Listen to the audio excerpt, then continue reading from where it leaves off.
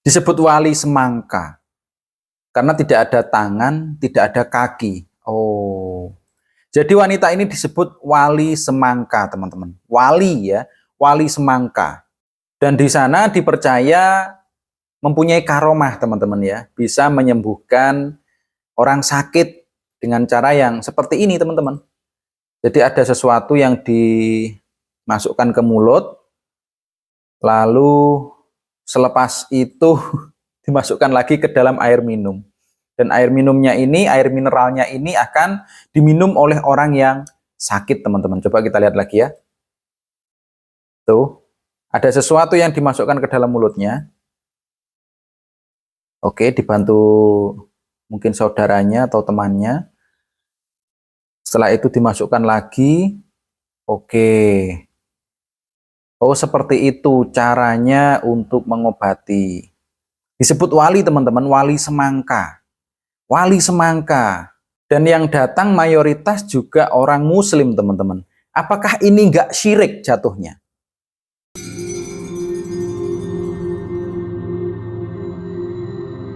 Assalamualaikum teman-teman.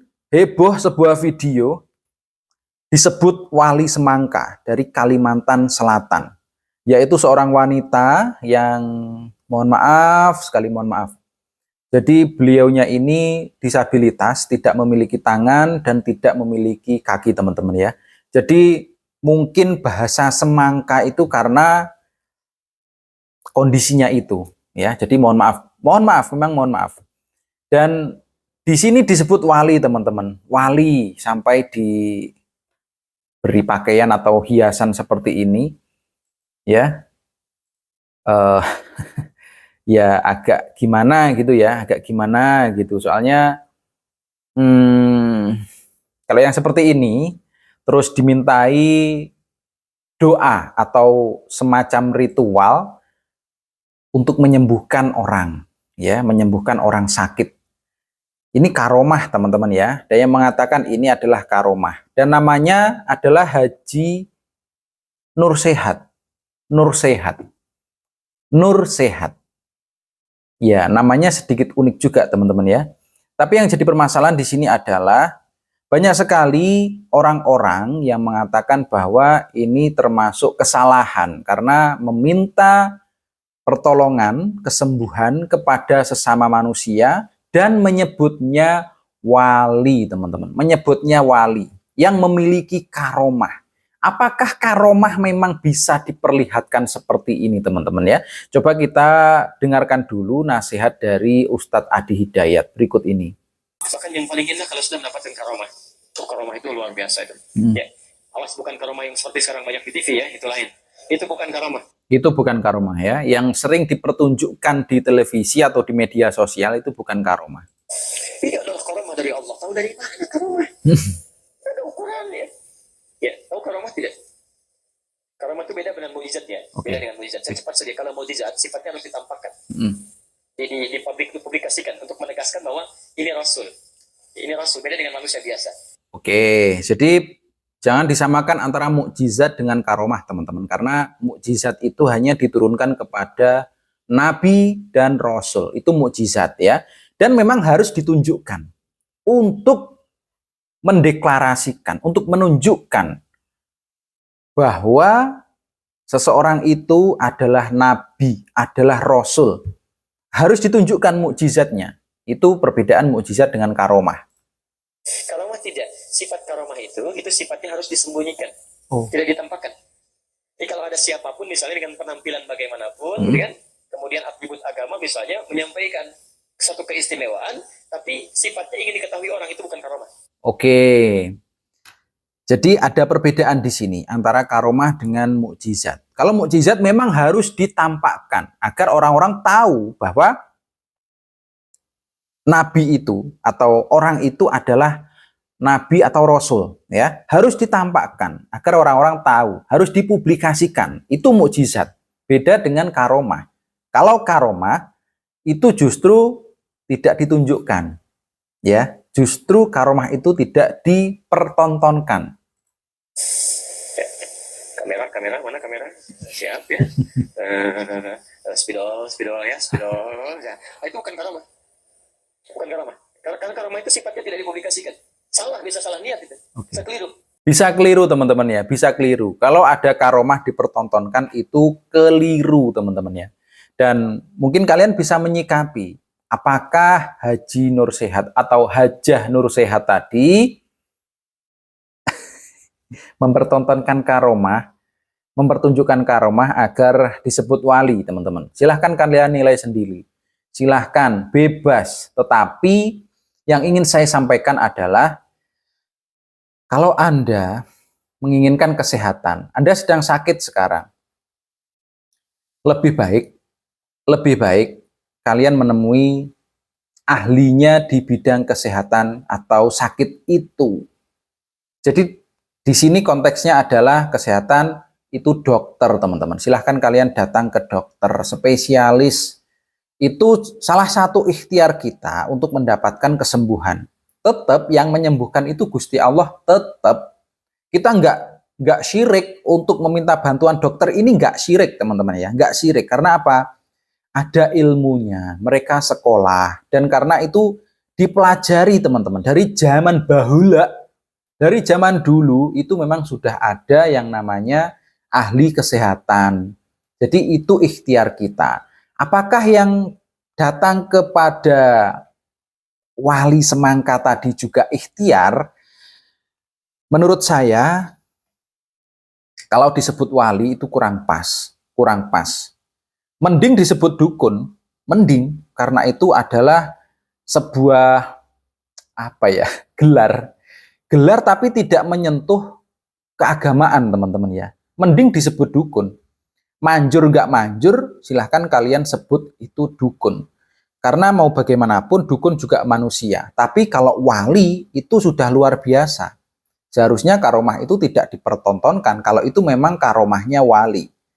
Jadi mending kalau menurut saya disebut saja dukun biar tidak menciderai agama Islam ya. Disebut wali, malah wali semangka, wali kok nama-nama buah. Ya meskipun mungkin ada orang yang menyimpulkan itu disesuaikan dengan kondisinya.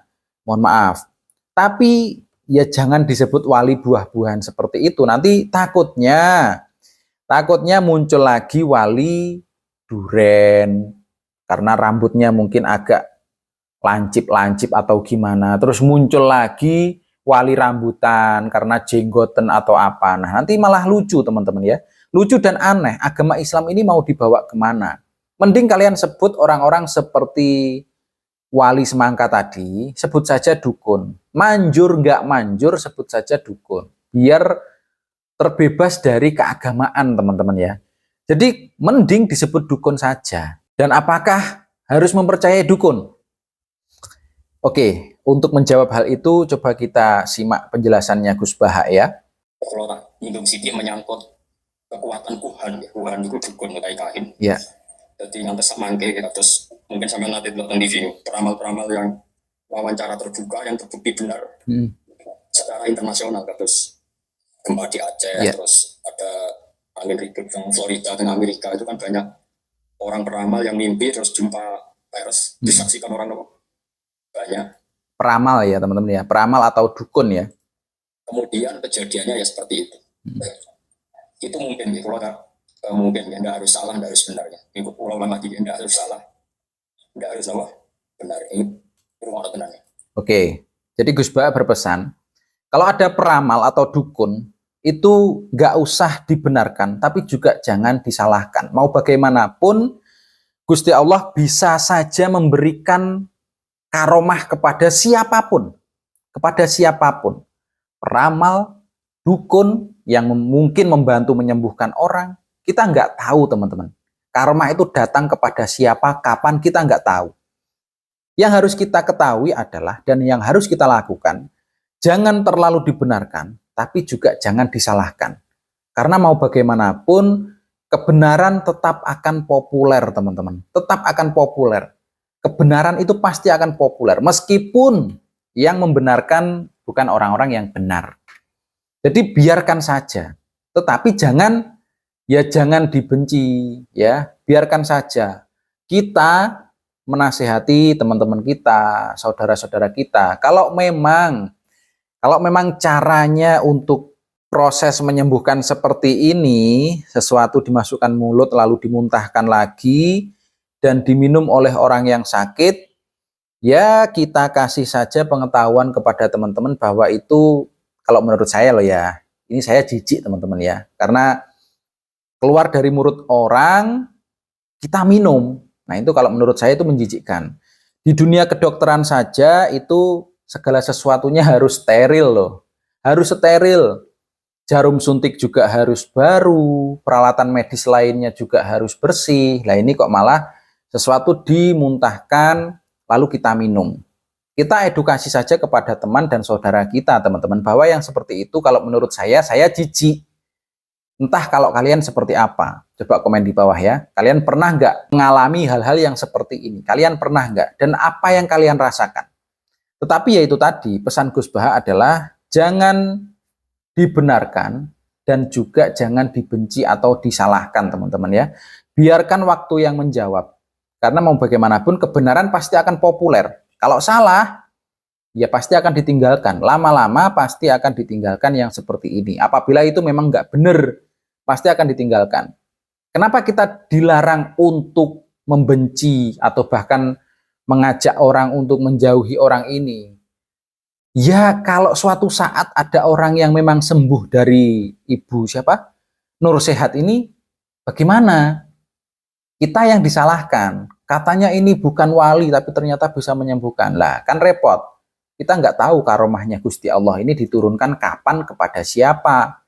Gitu loh teman-teman. Jadi nggak usah dibenarkan juga. Karena mending ke dokter. Itu menurut saya ya.